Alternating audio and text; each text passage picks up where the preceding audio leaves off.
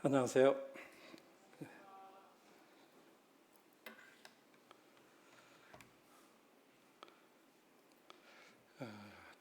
2주 전에 저희들이 남편으로서 또 아내로서의 도리에 대해서 이렇게 함께 생각을 하고, 그때 이제 또한 우리가 부모로서 또 자녀로서 우리 도리가 뭔가, 이렇게 오늘은 이렇게 이 부분에 대해서 좀 이렇게 살펴보도록 하겠습니다.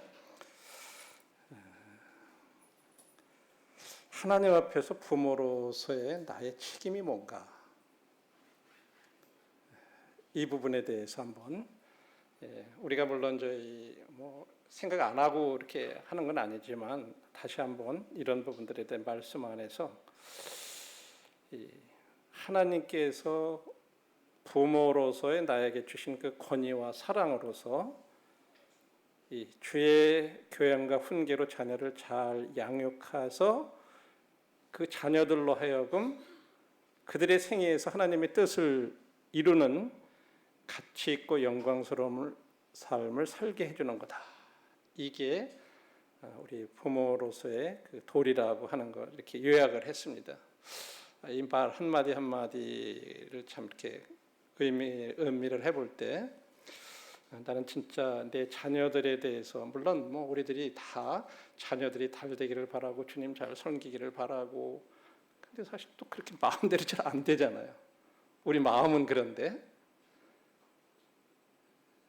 그랬을 때 진짜 나는 진짜 부모로서 나의 자녀들에 대한 나의 그 책임을 다 했나, 이런 부분들을 돌아보게 됐고, 하나님께서 이 부모에게 준 그 권위,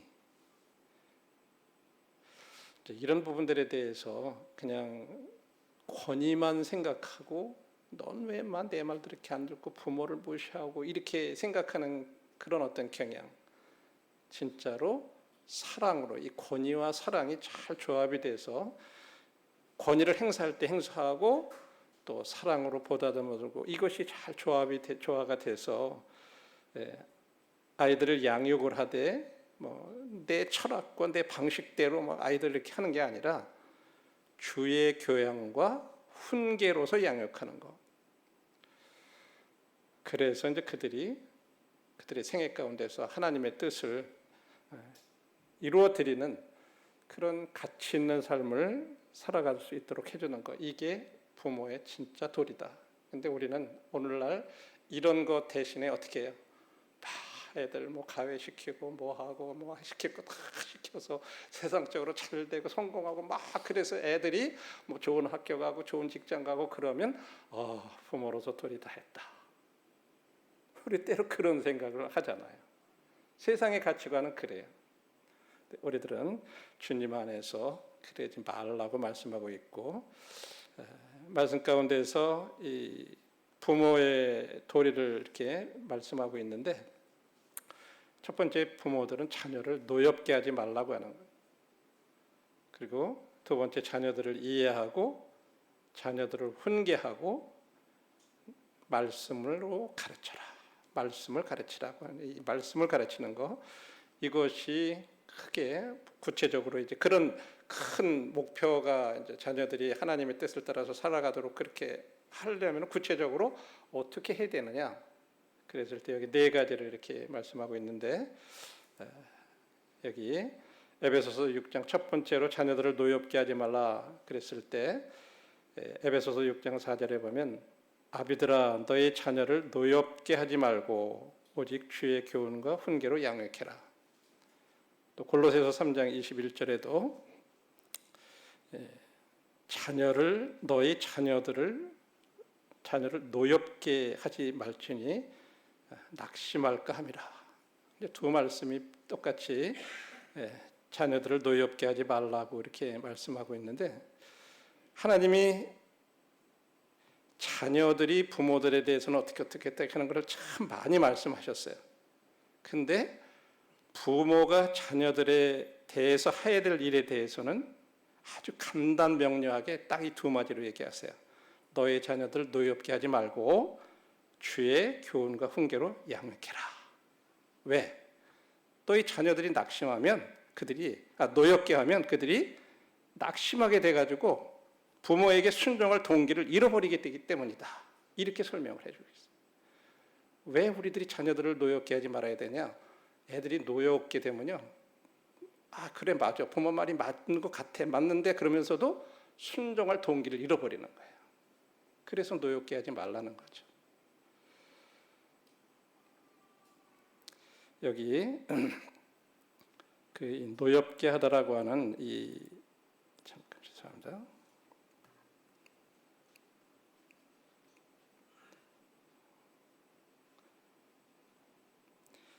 에베소서 6장 4절에 노엽게 하다라는 이 단어하고 골로새서 3장 21절에 노엽게 하라는 단어는 원어상으로는 다른 단어예요. 우리는 그냥 똑같이 노엽다라고 이렇게 물론 같은 의미가 있지만 그 에베소서 6장에서의 그 헬라어 단어는 분노를 일으키다, 성나게 하다, 분개시키다 하는 어떤 그런 뜻이죠. 아이들을 갖다가 자녀들이 막 분노가 일어나게 만들고 성이 나게 만들고 막 그렇게 한다는 거예요. 그러지 말라는 거죠. 그리고 골로새서 3장 노엽게 하다는 말은 뭔가를 자극시키다, 흥분시키다 하는 어떤 그런 뜻이에요. 약간 좀 의미가 다르죠. 물론 거기에도 자극을 해가지고 화를 나게 한다고 하는 그런 뜻도 있습니다. 그래서 어쨌든 자녀들에게 많이 부모에게 어떻게 순종하라고 말씀하셨지만 부모들에게는 이처럼 노엽게 하지 말라고 하는 것을 특별히 강조하셨어요. 이거를 부모들이 많이 생각을 해야 되겠죠. 그러면서 왜 그러면 하나님께서 노엽게 하지 말라고 그랬는데 언제 자녀들이 노엽게 되느냐 이거를 어느 분이 쭉 나열을 해주셨어요. 아이들이 어떻게 하냐면 과잉보호하거나 편애하거나 형제들 간을 또 다른 사람들하고 이렇게 자기를 비교하거나 그 다음에 막 성공을 강요할 때 너는 1등 해야 돼. 너는 1등 해야 돼. 이런 것들 있잖아요. 그 다음에 자녀들을 갖다 소홀히 할 때 아이들이 이런 거를 느낄 때 노여워하게 해야 된다는 거죠. 또 부모가 나에 대해서는 무관심하셔 라고 생각한다든지 뭐를 해주겠다고 말을 해놓고는 약속을 하고 자꾸 어기는 거예요. 너가 그렇게 하면 내가 뭐 해줄게라고 해놓고는 분명히 그렇게 했는데 부모는 그냥 싹 잊어먹고 있어요.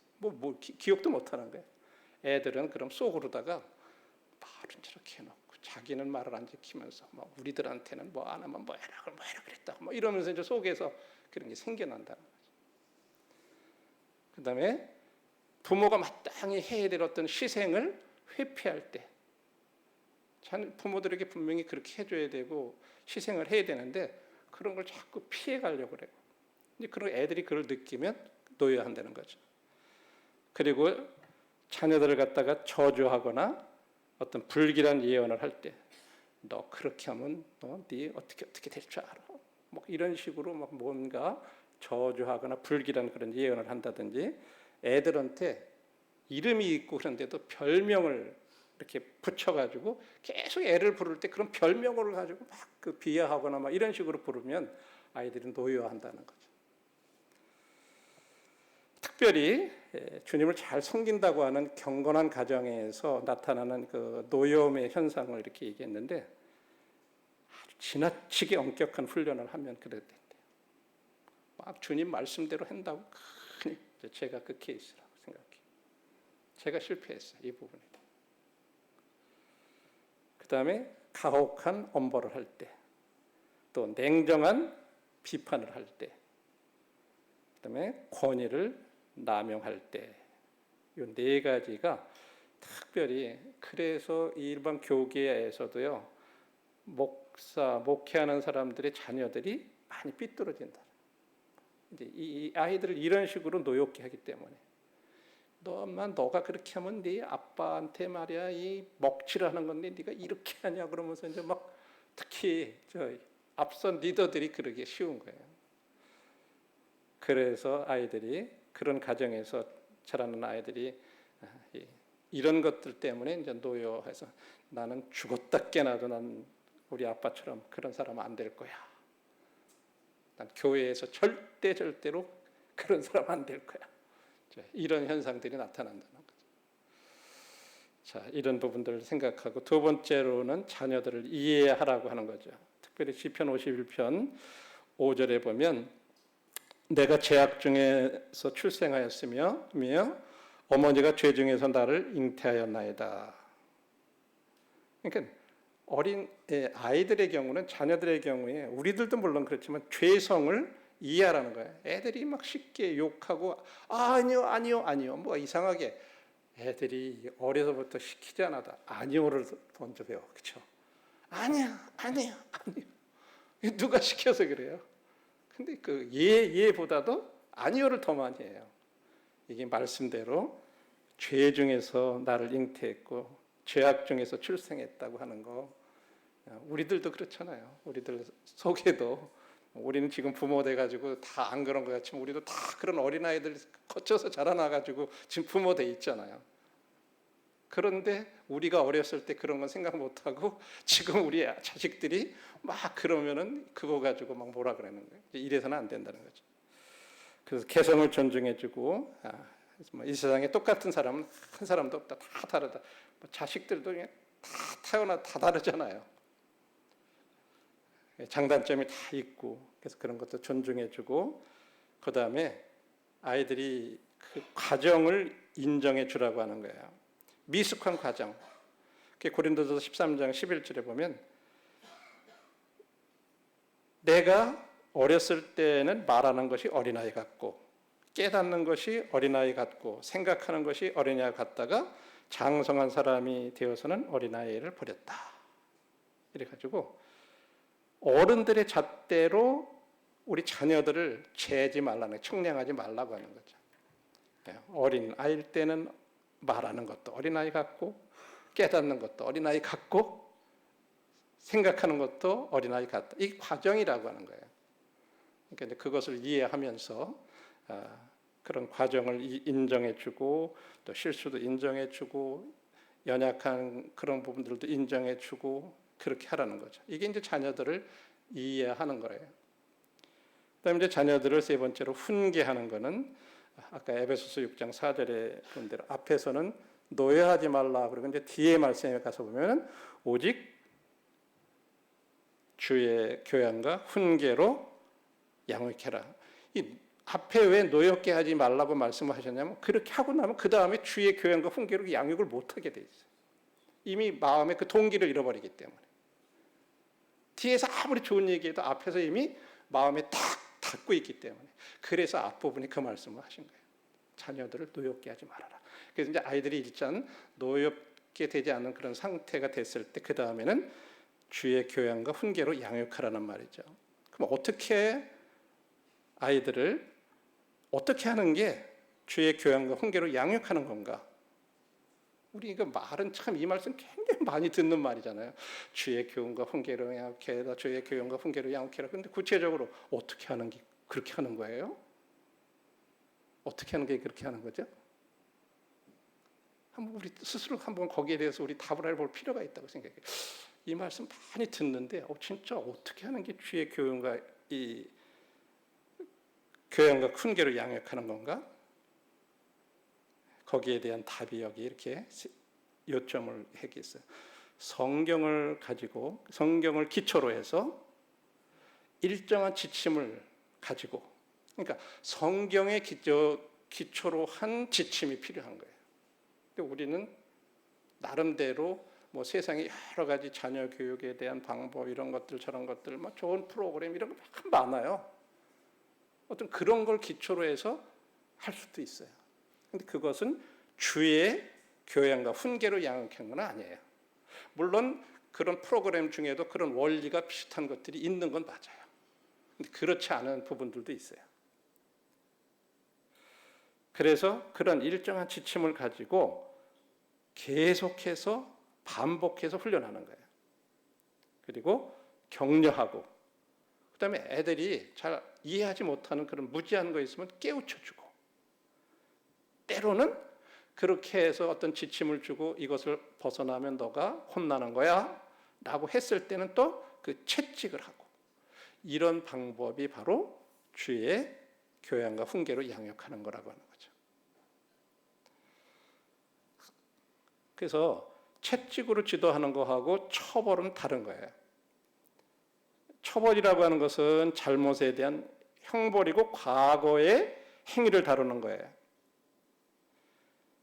때때로 우리들이 처벌을 하다가 자녀에게 분노를 표출하게 되면요, 자녀들은 공포와 적대감과 원망과 죄책감을 갖게 된다고 하는 거예요. 우리들이 막 그냥 벌을 하는데 막 성의에 못 이겨가지고 어떤 때 그냥 막 내 분에 못 이겨가지고 자식들을 막 그렇게 처벌을 하면, 체벌을 하거나 그러면요, 아이들이 공포를 느끼고 적대감을 가져요. 부모에 대해서. 또 원망을 하게 되고, 또 나 때문에 부모를 저렇게 내가 만들었구나 하고 또 죄책감도 갖게 돼요. 이렇게 된다는 거죠. 그래서 주의 교훈과 교양으로 이렇게 양육하는 것은 굉장히 중요한 거죠. 그 다음에는 자녀들을 훈계하는 부분들에 대해서 계속 이제 지도를 해주면 아이들은 고친다고 하는 거예요. 잘 이렇게 지도를 해주면 그건 이런 거야, 너 이런 거 그렇게 하면 안 되는 거야 하고 이렇게 지도를 할 때 그들이 고치는 거예요. 그러면서 성숙을 위해서 이제 이렇게 지속적으로 훈련시키고, 또 미래지향적이고 자녀에 대한 관심과 애정을 이렇게 나타내면서, 그리고 부모에 대한 존경심을 가지도록 이렇게 하는 것이 교훈과 훈계라고 하는 거죠. 그래서 성경에서 말하는 그 사랑의 징계 방법에는 이런 거죠. 먼저는 자초지종을 들어줘야 돼요. 막 그렇게 막 잘못한 거 했는데 그냥 일단 막 화내고 막 때리고 그런 다음에 하는 게 아니라, 너 왜 그렇게 했니? 뭐 왜 그렇게 됐어? 너 왜 동생하고 싸우고, 왜 누나하고 싸우고, 오빠하고 싸웠어? 예를 들어서 집에서 그런 일이 있을 때 자초지종을 먼저 들어주는 거예요. 듣고 나서 징계하라는 거죠. 그리고 징계할 때는요, 애들이 같이 막 있는데, 거의 둘이 있는데 막 그들 앞에서 하면 안 되고 개인적으로 따로 데리고 가서 그렇게 징계하라는 거죠. 그리고 잔소리가 아니라 잘못을 설명해 줘야 돼요. 너가 이런 것 때문에 이렇게 된 거야. 이것이 잘못이야. 그리고 나서 그래서 너가 매를 맞아야 돼. 너가 혼이 나야 돼. 이렇게 징계 이유를 밝히고 징계하라고 하는 거죠. 그리고 매를 사용해서 아프지만, 매를 사용해가지고 징계하지만 안전하게, 그리고 화내지 말고 징계하라는 거죠. 막 화내면서 막 때리지 말라는 거죠. 그리고 부부 일치로 일관성 있게 징계하라는 거예요. 엄마는 막 때리는데 아빠는 옆에 있다. 이제 그만해요. 그런 일 가지고 그렇게 하면서 그런 식으로 옆에서 이제 두둔하고, 아빠는 그렇게 하고 엄마는 이렇게 하고 그러면 안 된다는 거죠. 그다음에 징계하면서 아이들을 조롱 혹은 비난하지 말라는 거죠. 이런 부분들이 굉장히 중요한 부분 같아요. 넌 진짜 정말 구제불능이야. 내가 아주 못 살아. 방 좀 치우면 어디 덧나니? 막 이런 식으로 막, 예를 들어서 우리들이 하는 많은 그런 것들이 여기 얘들이 참 많이 있더라고요. 넌 왜 맨날 그 모양이냐? 왜 맨날 그런 친구들이랑 어울리니? 너 그것밖에 못하니? 좀 배워라, 배워. 뭐 이런 식으로 막 아이들한테 조롱하면서 비난하면서 그러면 안 된다는 거죠. 그래서 부모의 언어가 바뀌지 않으면 자녀 교육을 절대로 제대로 할 수 없다고 하는 거예요. 그리고 또 징계하면서 위협하지 말라고 하는 거예요.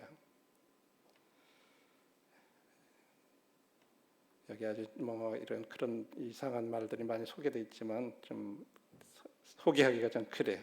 예. 우리 아이는 땡깡을 많이 부려요. 예를 들어서 이제 땡깡쟁이 이런 표현들 하잖아요. 이 땡깡쟁이. 근데 사실은 그 땡깡이라는 말이 무슨 말인지 아세요? 예? 땡깡이요. 간질병을 가리키는 일본어 발음이래요. 이 땡깡쟁이 하면 이 간질병 하는 그런. 아유, 우리들 그런 거 알고 아이들한테 땡깡 부린다는 말 사용하면 안 될 것 같아요. 그죠? 그 다음에 예를 들어서 내가 잘못 오해로다가 아이를 갖다 징계를 했어요. 내가 잘못 알아가지고. 그랬을 때는 반드시 자녀에게 솔직하게 미안하다. 아빠가, 엄마가 내가 이렇게 해서 너를 이렇게 한 거 진짜 미안해. 라고 솔직하게 사과하라는 거예요. 자, 그리고 징계를 하고 난 후에는 반드시 이유를 말해줘야 되는 거예요. 내가 너를 얼마나 사랑하는지 알아? 그래서 야단 친구고 너 이렇게 벌한 거야. 이렇게 말해주고 이해와 관용과 사랑 그리고 위로, 희망을 주라고 하는 거죠. 힘내. 지금처럼 넌 할 수 있어. 틀려도 좋으니까 한번 해봐. 조금만 더 하면 돼. 요즘 많이 나아졌네. 뭐 이제 이런 식으로 야단을 치고 난 다음에도 또 그렇게 격려해주고 그렇게 하라는 거예요. 그러면서 사랑의 대화와 기도를 할 수 있도록 하는 그런 징계가 그런 성경적인 징계라고 하는 거죠. 그래서 애가 맞고 나서도 내가 잘못해서 맞았구나. 그래가지고 금방 그냥 엄마, 아빠 하고 이렇게 품에 안길 수 있는 이게 성경적인 징계라는 거죠. 속은 맞고 나서도 그냥 막 속에서 막 이래가지고 이제 두 번 다시 그냥 엄마, 아빠 얼굴 안 볼 것처럼 막 그러기 이러면 이게 이제 징계를 해도 이게 올바른 성경적인 징계가 아니라고 하는 거죠. 그래서 이제 긍정적인 훈계 방법은 하나님의 말씀을 가르쳐야 된다고 하는 거죠. 전도서 12장 11절에 보면 지혜자들의 말씀은 찌르는 채찍들 같고 회중의 스승들의 말씀들은 잘 박힌 목 같으니 다 한 목자가 주신 바니라. 그래서 하나님의 말씀으로 가르치고 하나님의 지혜를 가르치라고 하는 말이죠. 이 지혜라는 말은요, 적절하게 선택을 할 수 있는 지식과 능력을 말한다고 그래요. 그래서 성경에는 그런 지혜로 가득 차 있다. 그래서 그걸로 하나님 지혜를 가르치라는 거죠. 또 잠언에도 그런 지혜가 참 특별히 많이 있고요. 그 다음에 생각하는 법을 가르치라는 거예요. 아이들한테. 그냥 막 하지 말고 이건 왜 이랬을까? 왜 이렇게 말씀하셨을까? 너는 어떻게 생각해? 이런 식으로 가르칠 때도 자꾸 생각하는 법을 유대인들이 특별히 이런 부분들을 굉장히 잘 가르치고 있다고 생각해요. 그래서 저희들이 이 말씀을 가르칠 때 신명기 6장 5절 9절에 보면 너는 마음을 다하고 뜻을 다하며 힘을 다하여 네 하나님 여호와를 사랑하라. 오늘 내가 네게 명하는 이 말씀을 너는 마음에 새기고 네 자녀에게 부지런히 가르치며 집에 앉았을 때든지 길을 갈 때든지 누워있을 때든지 일어날 때든지 이 말씀을 강론할 것이며 너는 또 그것을 네 손목에 매어 기호를 삼으며 내 미간에 붙여 표를 삼고 또 내 집 문설주와 바깥문에 기록할지니라. 여러분 유대인들은 이 말씀대로요 진짜 철저해서 여기 뭐예요? 미간에 표를 삼으라 그래서 여기 미간이라면 눈썹 밑자예요. 밑자 눈썹과 눈썹 사이 여기다 이마에다가 딱 경문이라 그러죠. 네모난 박스 있어요. 네모 상자 안에 말씀을 기록한 것들을 딱 찍고 기도할 때 또 어디에요? 내 손목에 매라 그래가지고 여기에다 딱 붙여. 그 말씀 상자를. 그 기도할 때도 막 그들은 그렇게 실제적으로 해요. 그러면서 우리가 경문에 대해서도 배웠지만 그들이 그것을 통해 가지고 상징적으로 뭐를 얘기하느냐? 내 모든 지성도 하나님 거고, 그 다음에 여기 손목에 맨 거는 가슴을 향하게 되는 거예요. 내 마음도 하나님 당신 것입니다. 유대인들은 그런 생각을 가지고 기도할 때 하나님 제 지성도 하나님 거예요. 제 마음도 하나님 건데 하나님이 저의 주인이십니다. 이렇게 하면서 그들이 그 안에 기록된 신명기 말씀, 출애굽기 말씀 그런 걸 통해서 애굽에서 나를 구속해내신 하나님, 우리 백성들을 구속해내신 하나님, 당신이 내 지성과 내 모든 마음의 주인이십니다. 이렇게 섬긴다는 거죠. 이 말씀을 그들은 진짜 그런 식으로 실제 말씀대로 그렇게 가르치고, 그 다음에 또 어떻게 집 문설주에도 바깥문에도 기록할지라 그래서 집집에 들어가는 데 보면 다 매주자라고 하는 게 다 붙어 있어요. 그 안에도 말씀이 들어가 있어요. 그래서 호텔 같은데 그거 방 문마당마다 다 들어있고 붙여놨어요. 그걸 안 붙이면 호텔 준공을 안 해줍니다. 그 정도예요. 그래서 이렇게 우리들이 이 말씀을 가르치는 것은 부모들의 책임이에요. 먼저 부모 자신이 배워야 가르칠 수 있겠죠. 그죠? 그리고 말씀을 가르쳐야 되는 이유는 첫 번째는 우리가 지금 신명기 6장 5절 9절에서 본 대로 하나님의 명령이기 때문에 그래요. 두 번째로는 그 말씀은 진리가 되기 때문에 그렇고, 그 다음에 우리들의 영의 양식이 되고 때문이고, 그 다음에 우리들을 성결케 해주는, 죄를 짓지 않도록 하는 능력이 되기 때문에, 그리고 요한복음 말씀에 보면 우리에게 참된 자유를 주시기 때문에, 그래서 말씀을 가르쳐야 된다는 거예요. 그리고 부모의 권위로서 가르쳐야 된다고 하는 거죠. 부모의 권위에 순종하는 게 곧 하나님의 권위에 순종하는 거다. 우리는 이런 부분들에 대해서 성경을 직접 주어서 하나님의 음성을 육성으로 듣도록 어렸을 때부터 훈련해야 된다. 그래서 어려서부터 요즘은 뭐 이런 부분들이 뭐 이렇게 뭐 툭 누르면 거기서 성경 구절이 막 나오더라고요. 애들 책 중에 그런 게 있어요. 뭐 읽는 게 아니라 뭐 이렇게 뭐 툭 누르면 거기서 막 성경 구절을 읽어주는 것들도 있고, 이제 어떤 여러 가지, 아니면 뭐 우리가 직접 아이들한테 이렇게 같이 앉아가지고 어느 정도 나이가 되면 돌아가면서 성경을 읽는다든지 이런 식으로 아이들이 계속 이게 말씀을 가르쳐야 된다는 거죠. 그러나 가장 무엇보다도 중요한 거는 보온을 통해서 가르쳐야 된다고 하는 거예요. 베드로전서 2장 21절에 이를 위하여 너희가 부르심을 받았으니 그리스도도 너희를 위하여 고난을 받으사 너희에게 보온을 끼쳐 그 자체를 따라오게 하려 하셨다. 주님도 보온을 끼쳤다 그래요. 보온을 따라서 배우라고, 제자들이. 사도 바울도 고린도서 11장 1절에 보면 내가 그리스도를 본받는 자 된 것 같이 너희는 나를 본받는 자가 되라. 사도 바울이 그냥 성경만 그렇게 가르치고 그 말씀대로 따라 살아 그렇지 않은 게 아니라 내가 그리스도를 본받는 것처럼 너희도 나를 본받는 자가 되라. 참 쉽지 않은 말씀 같아요. 그래서 저도 이런 말씀을 참 이렇게 하지만 이런 부분에 있어서 참 부끄러운 마음이 있습니다. 그러나 우리들이 말보다도 우리들의 행동으로, 본으로 이렇게 가르치는 것이 굉장히 중요하다. 이것이 말씀을 아이들의 마음 가운데 심어줄 수 있는, 또 말씀을 가르칠 수 있는 아주 가장 좋은 방법이라는 거죠. 자, 그다음에 이제 우리 부모들의 도리를 나오서 이제 자녀들의 도리, 많이 듣는 말인데, 에베소서 6장 1절부터 3절에 보면 자녀들아 주 안에서 너의 부모에게 순종하라. 이것이 옳으니라.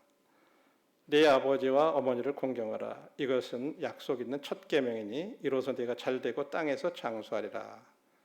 같은 말씀이 골로새서 3장 20절에 자녀들아 모든 일에 부모에게 순종해라. 이는 주 안에서 기쁘게 하는 것이니라. 이게 이제 주님이 우리 자녀들에게 하신 말씀인데, 자녀들이 불효하게 될 때 성경은 그 불효에 대한 여러 가지 징벌에 대해서 말씀을 해주고 있어요. 첫 번째는요, 능욕을, 부끄러움을 얻는다고 하는 거예요. 잠언의 말씀에 보면 아비를 구박하고 어미를 쫓아내는 자는 부끄러움을 끼치며 능욕을 부르는 자식이니라. 부모들의 권위를 업신여기고 도전하는 자는요, 불명예스럽게 된다고 하는 거예요. 부끄러움을 당한다고 하는 거죠. 근데 참 오늘날은요, 참 이상한 세상이 돼가지고 자녀들 체벌하면 자녀가 경찰 가서 신고하면요, 경찰이 와서 부모 잡아가요. 이런 세대예요, 지금. 그런 세대 됐어요. 또 그런 법들을 만들고 있어요. 하나님 말씀하고는 아주 좀 반대예요. 그렇지만 오늘날도 이런 말씀의 가르침과 그 원리하고 정신은 유효한 거예요. 부모 업신여기면요, 그 자식들은 부끄러움을 당한다고.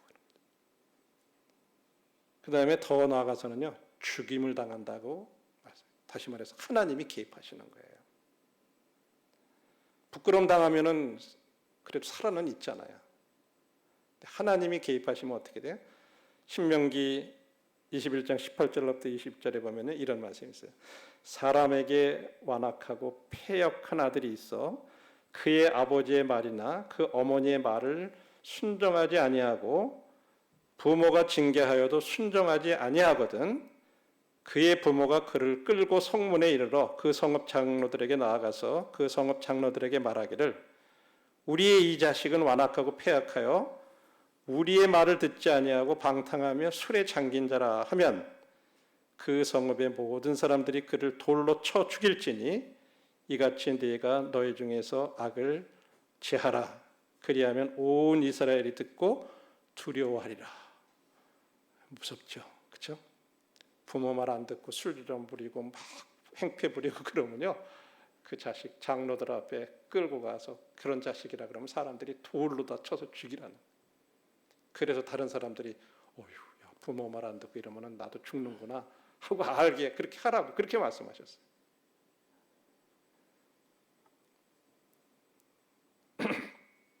그 다음에 잠언에 부모를 조롱하는 자식들도 그랬다 그랬어요.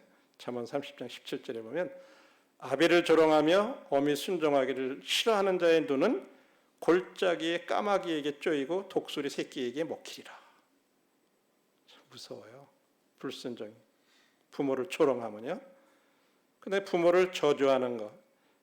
출애굽기 21장 17절에는 자기의 아버지나 어머니를 저주하는 자는 반드시 죽일지니라. 부모님들 저주하면 안 돼요. 그 다음에 부모를 구타하는 자. 출애굽기 21장 같은 거기 15절에서는 자기 아버지나 어머니를 치는 자, 구타하는 사람은 반드시 죽일지니라. 좀 불효하면요, 두 번째는 죽임을 당한다 그래요. 그런데 이런 것과 반대로 우리 주님은 이 세상에 오셔서 참 효의 본이 되셨어요. 효행의 본. 그래서 예수님은 육신의 부모, 하나님으로부터 오셨지만 사람을 통해서 오셨기 때문에 그에게는 마리아와 요셉이라고 하는 육신의 부모가 있었어요. 그에게 그는 누가복음 2장 51절에 보면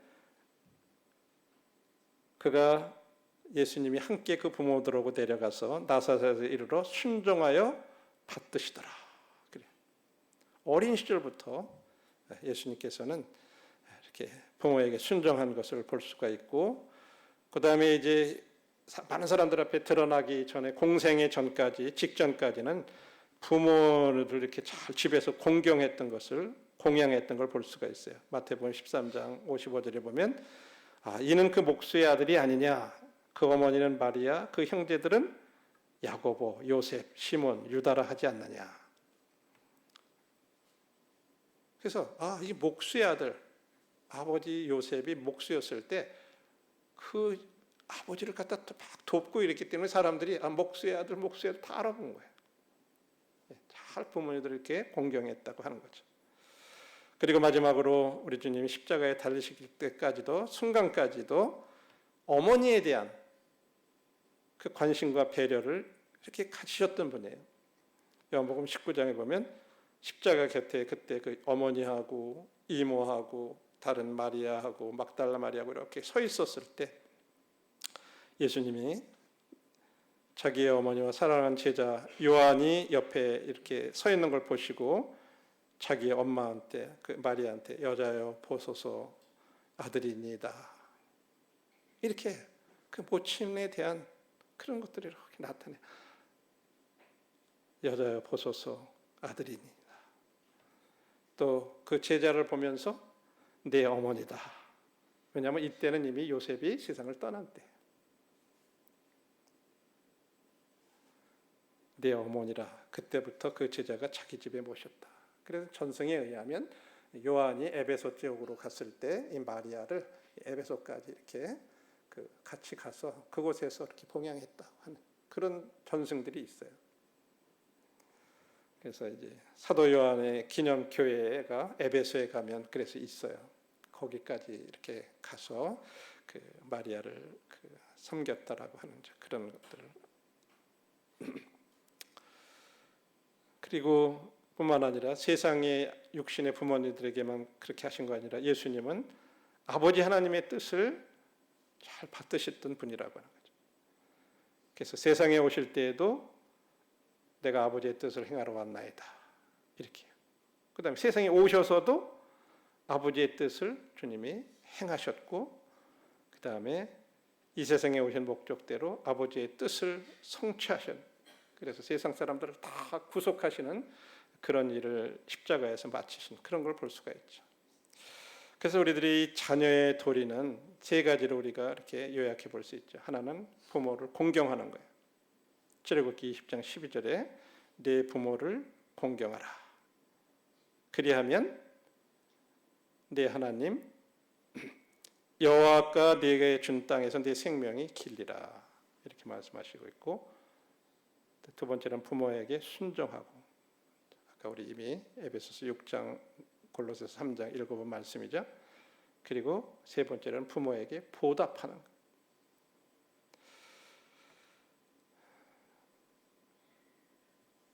그래서 이제 부모를 공경하는 부분에 있어서는 우리 동양 철학도, 동양에서 가르치는 교육들도 이 효를 가리키고 있잖아요, 그렇죠?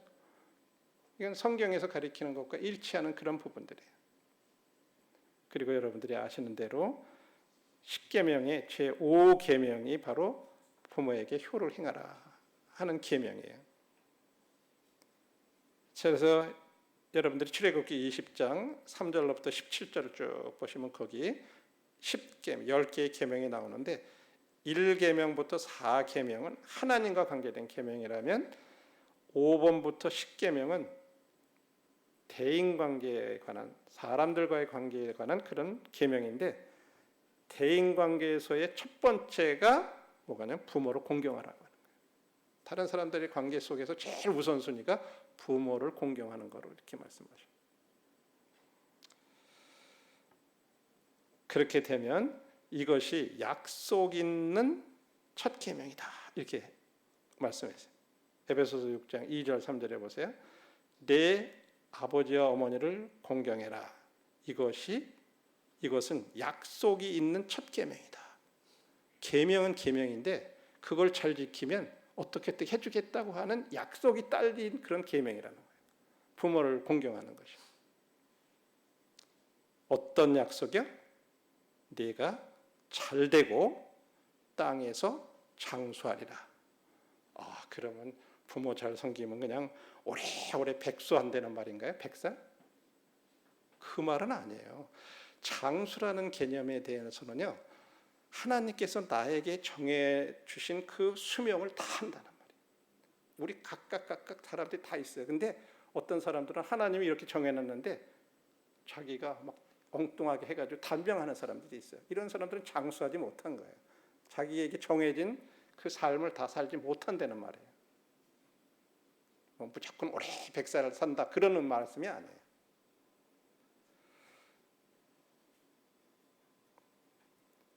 그리고 두 번째로는 부모에게 순종하는 것. 에베소서 6장 1절에 자녀들아 주 안에서 너희 부모에게 순종하라. 이것이 옳으니라. 자녀들아 모든 일에 부모에게 순종하라. 이는 주 안에서 기쁘게 하는 것이다. 옳은 일이고 주님을 기쁘게 해드리는 일이기 때문에 순종하라고 말씀하고 있어요. 그럼 순종이라는 게 뭐예요? 수긍하고 존중하고 따르는 거예요. 추종하는 거. 이게 순종이에요. 내 생각하고 맞지 않아도 일단 예 하고 반응하면 그것은 순종이라 그래요. 그 다음에 자신의 생각을 만일에 뭔가 이게 다른 것 같아. 그럴 때는요. 아빠, 엄마, 제가 생각하기에는 그런 이런 것 같아요. 하고 예의를 갖추어서 건의식으로 이렇게 말씀드린다면 그건 순종이에요. 부모가 다 100% 옳지 않을 수도 있잖아요. 그럴 때는 예의를 갖추어서 이런 것 같지 않으세요? 이건 이렇게 생각해 보실 수 있지도 않으세요? 이렇게 얘기하는 거. 이건 순종이라는 거예요. 그럼 어디까지 순종해야 되냐? 모든 일에 순종하라 이렇게 얘기해요.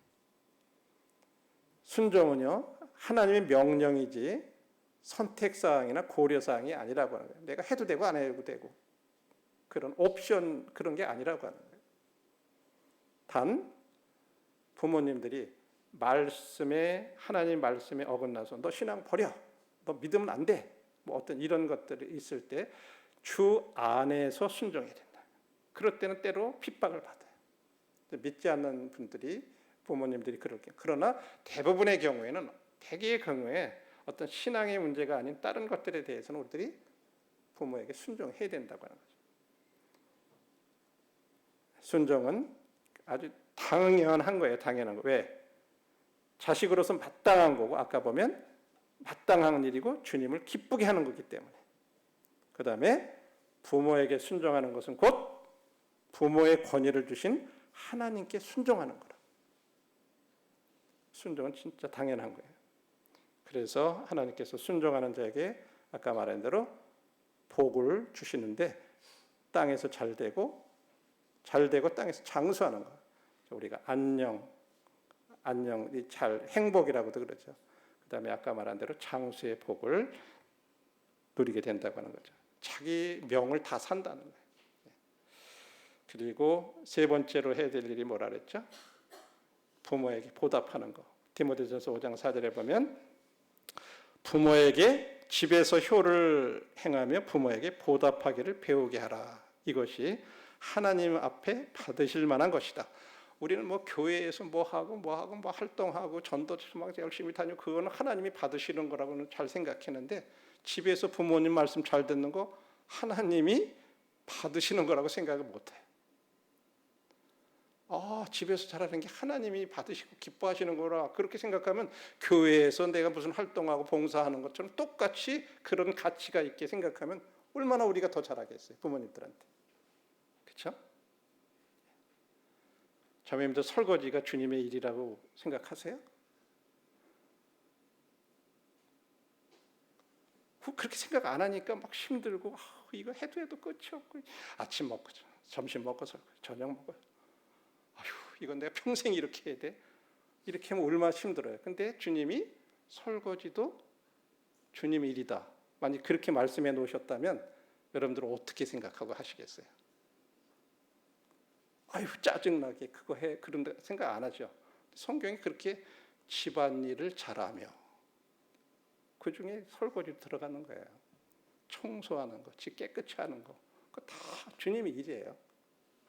마찬가지로 여기 자녀들이 부모들을 이렇게 잘 섬기는 거, 집에서 효행하고 부모에게 보답하는 거 하나님이 받으실 만한 것들이라는 거죠.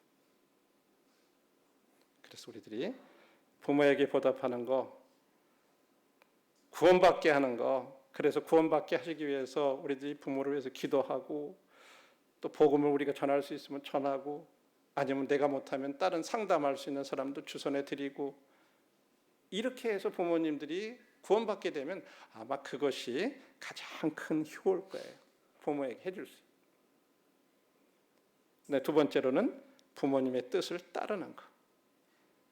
걱정 끝에 드리지 않고 우리들이 결혼했으면 부부간에 잘 살아가고 또 자기 목을 다 잘하고 그러는 거 보면 부모들은 그걸로 뿌듯해져. 그래서 이제 물질보다는 어떤 부모님들의 마음을 편하게 해드리는 것, 이게 부모의 뜻을 따르는 거죠. 그렇게 하면 부모들은 기뻐하셔요. 부모를 세 번째로 섬기는 것, 이게 이제 부모를 이렇게 보답하는 세 가지 길이죠. 말보다는 먼저 마음으로 섬기고, 행동보다는 부드러운 태도로, 말로, 그리고 물질보다는 먼저 몸으로 섬김을 통해서 효를 실천하고, 또 노후의 건강을 보살펴 드리는 일, 이런 것들이 부모를 섬기는 일들이죠. 저희들이 다시 한번 성경에서 가르치고 있는 부모의 도리, 자식의 도리, 이런 것들을 함께, 여기에는 부모도 되고 자식도 되고 하는 그런 분들도 계시고, 자식인 분들도 계시고, 부모만 되는 분들도 계시고, 다 그렇지만 우리가 하나님 말씀 가운데에서 이런 부분들을 다시 한번 생각하면서 남편으로서의 도리, 아내로서의 도리, 부모로서의 도리, 자식으로서의 도리, 이런 것들 우리가 각각 가정에서 먼저 이런 부분들을 주님 앞에 순종해 가는 저와 형제자매들의 삶이 되기를 바랍니다. 제가 그렇지 못한 부분 얘기하면서 참 찔리고 그런 부분이 많이 있으면서도 제가 얘기를 하는 부분들이 있습니다. 그래서 우리 함께 기도 가운데서 이런 삶이 되도록 하기를 원하는 마음이 있습니다. 감사합니다.